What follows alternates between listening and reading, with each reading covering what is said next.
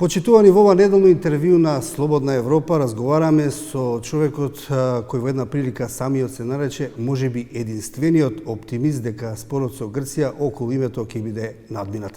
Добар ден за премиерот на Република Македонија, господин Зоран Заев. Добар ден и поздрав до сите што ја следат вашата програма. Господине Заев, дали се уште сте оптимист дека проблемот што го имаме со Грција околу името ќе биде решен до самитот на Европската Унија во јуни?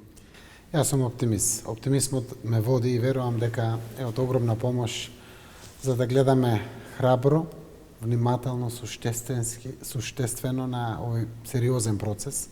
Сериозен од еве 27 години постои не се решил, верувајќи дека навистина е вистинско време за решение и фала Богу не сум сам оптимист. Значи има и други оптимисти во државата, пред се луѓето кои што им помагаат, мнозинството граѓани во нашата земја и јас сум поприлично убеден кога веќе дојдовме до овие скалела до кои што сме дојдени дека можно е решение пред самитот на Советот на Европа. Рековте дека не е достоинствено Македонија да биде прекрстена дома и согласно грчкото барање за ерга омнес и дека се барат модалитети како двете страни да бидат задоволени на некој начин. Дали временската рамка за која се зборува е можна опција, да речеме Македонија да влезе ова прашање околу уставните промени да биде решено тогаш кога Македонија ќе стане членка на Европската Унија? Може би недоволно зборуваме. Ерга омнес значи однос мој наспрема сите. Тоа е ерга омнес наспроти интерпартес. И тоа е однос меѓу двајцата, значи меѓу Македонија и Грција. Сега ерга омнес се појави плюс дополнително и за внатрешна употреба, но се работи за политичко прашање. Зошто политичко? Заради тоа што двете страни мора да изнајдат решение кое што е взаимно прифатливо за двете страни, за да има проđа или да помине низ институциите на двете земји. На крајот Зоран Заев и Алексис Ципрас може да подадат рака да постигнат договор, Никос Коцијас и Никола Димитров исто така.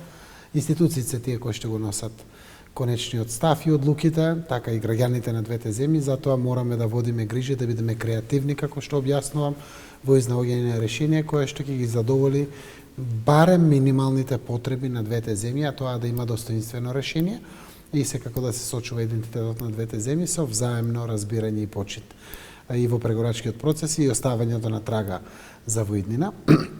Јас можам да кажам дека при овој дел на креативноста сите опции се отворени, веројатно. Не знам, ние и разговараме кога би се спровел референдум. Дали би значило конечност на ова решение во одреден период, а не веднаш.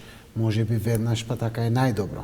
Сето тоа е дел од моделитетите за кои што се разговара. Така да рамката е верувам многу важна, временската рамка за носењето на одлуките, но таа поприлично зависи и од изнаоѓањето на решението за проблемот со името, кој што Грција го има. Евентуално во таква временска рамка, дали тогаш, да речеме, после 10 години, еве да предпоставиме дека толку ни требаат за влез во Европската Унија, дали името што би го договориле двете страни со географска одредница, тоа би било и за домашна употреба. Знаете како чека да го уклучим прво оптимистот Заев, 10 години е многу.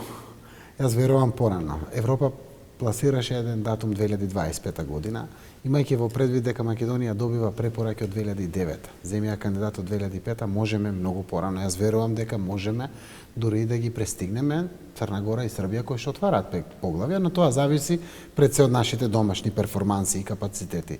Секако, може би конечното решение ќе биде врзано со гласањето на Македонија како граѓани со давањето на нашиот суверенитет на Европската Унија кон која што сакаме да бидеме членка и тогаш се отвара и уставот. Може би и тука е решението, заради тоа што знаете дека Грција бара и промена на уставот заради промена на уставното име.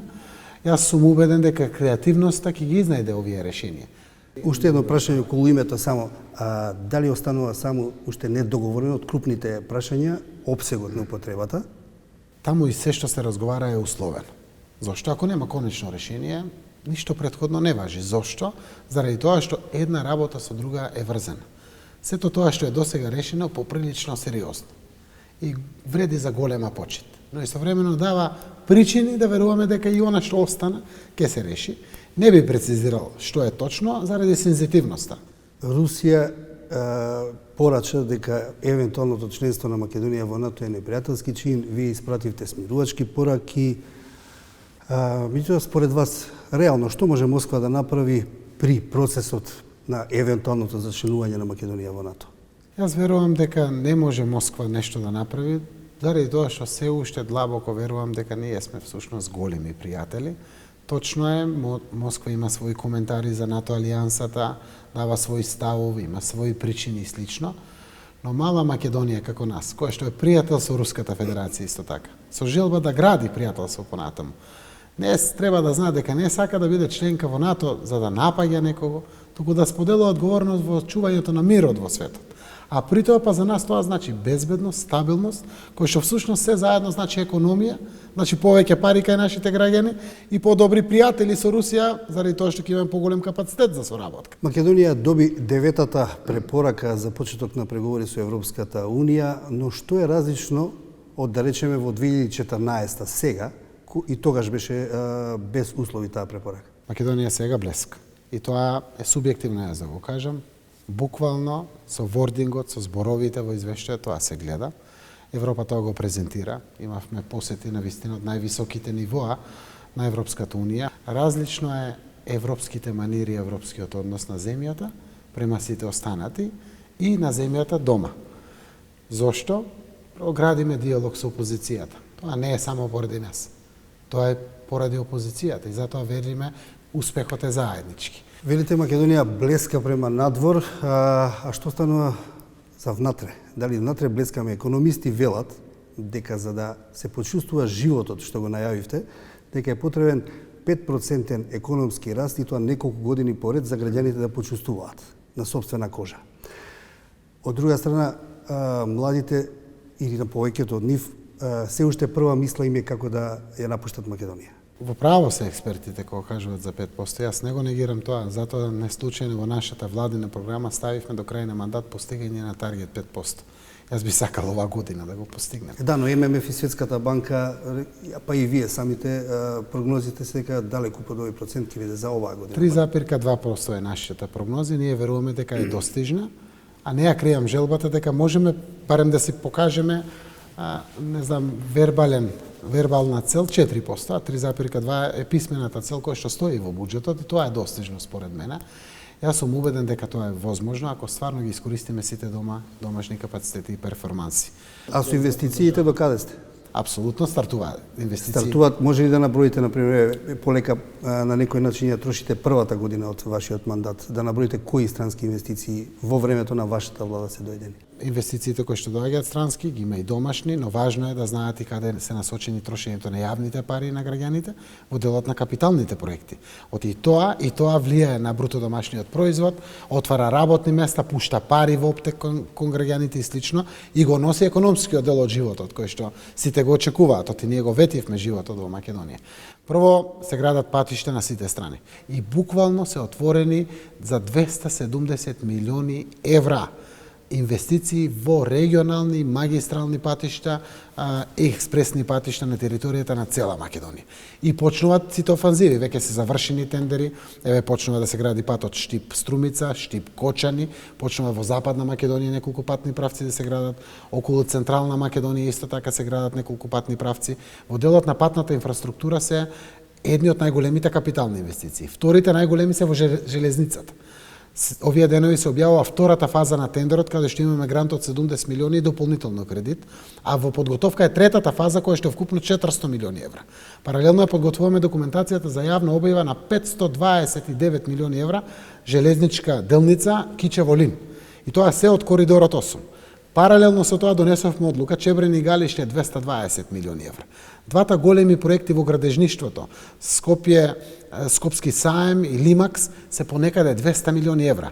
Разликата е во тоа што ние зимата и целиот овој период ги подготвувавме проектните документации, сите плански работи, дадовме одобренијата за градба за се што треба, за да може да се гради тоа и да даде прилог преку градежништвото и преку капиталните инвестиции во државата, а да не биде опцијата ај ќе градиме Битола 2020, како што вика еден од членовите на владата, па така да го растеме бруто домашниот производ во непродуктивни трошења. Таа е големата разлика и во тој дел сме успешни и резултатите ќе дојдат. Ако успееме ние 65-70% некаде да ги реализираме сите овие капитални инвестиции, и како веќе е достижен 3,2% од бруто домашниот производ. За 10 месеци подпишавме 10 договори со странски инвеститори. Откако сте дојден, 10 договори? 10 договори за 10 месеци и плюс дополнителни 8 донесоа одлука преговарачките тимови. Ја чекат потврдата од матичните компании на борд на директори или акционерски собрани да ги донесат, да ги областат за да ги подпишеме. Со 200 компании преговараме. И точно, веројатно тоа не е само наш успех, тоа е нешто што почнала и претходната влада, но ние го надоградивме и тоа расте.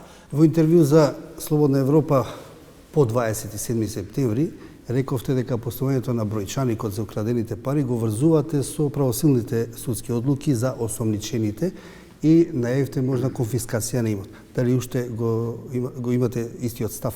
Секако, јас само ги спомнав законските околности во Македонија. Законите се такви во Македонија. За да може некој да врати украдени пари, да му се конфискува имот или слично, тоа е по законите во Македонија, мора да има правосилна судска пресуда. Убаво е што Европа веќе ги најавува во делот на правосилноста и ние верувам со реформите ќе ги воведеме ваквите европски пракси, дека е актинг со донесување на пресуда и почнува постапката за враќање на украдени пари, украден имот, наплата и обештетување на државата. А кога ќе паднат вакви одлуки и биде на чисто дека се веќе враќаат пари во буџетот, тогаш јас реков приватно, заради тоа што во буџетот нема пари за бројченик, приватно ќе оплатам еден бројченик кој што е некој 5-6 илјади евра, веќе и проверив колку коштат, за да може да биде поставен на триумфалната капија. Зошто ова? Не заради тоа што мојата суета работа, сум рекол, да остане како спомен и за следни генерации како не треба, заради тоа што секој што ќе украде од државата треба да знае дека порано или покасно ќе биде фатен, а тоа ќе значи дека треба да ги врати украдените пари назад на граѓаните. Господин Заев, ви благодарам за разговорот. Благодарам и на вас. Почитувани, тоа беше разговорот со премиерот на Република Македонија, господинот Зоран Заев.